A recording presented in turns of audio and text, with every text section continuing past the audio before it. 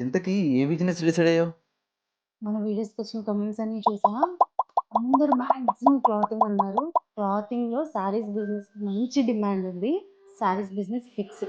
నేను business start చేశానంటే comment చేసిన ప్రతి ఒక్కరు నా ప్రొడక్ట్ కొనేస్తారు. శారీసా? సరిగ్గా ఇంకోరి హెల్ప్ లేకుండా శారీ కట్టుకోవడం రాదు. శారీస్ బిజినెస్ స్టార్ట్ చేస్తావా? ఎవరితో మాట్లాడుతున్నావో తెలిసే మాట్లాడుతున్నావా? నాకు తెలిసి నీకు శారీస్ కన్నా జ్యువెలరీస్ మీద నాలెడ్జ్ ఎక్కువ. బెటర్ జ్యువెలరీ బిజినెస్ స్టార్ట్ చేస్తే బెస్ట్ ఏమో. కరెక్టే కదా! నాకు శారీస్ కంటే జ్యువెలరీస్ మీద మంచి నాలెడ్జ్ ఉంది. Good idea.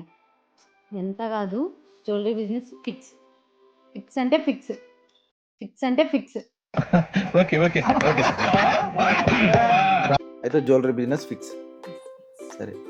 మన బిజినెస్‌కి మంచి నేమ్ ఎలా డిసైడ్ చేస్తావు? అవును కదా! మన బిజినెస్‌కి మంచి నేమ్ కావాలి కదా! ఏం నేమ్ పెడితే బావుంటుంది? మంచి నేమ్ సజెస్ట్ చేయొచ్చు కదా!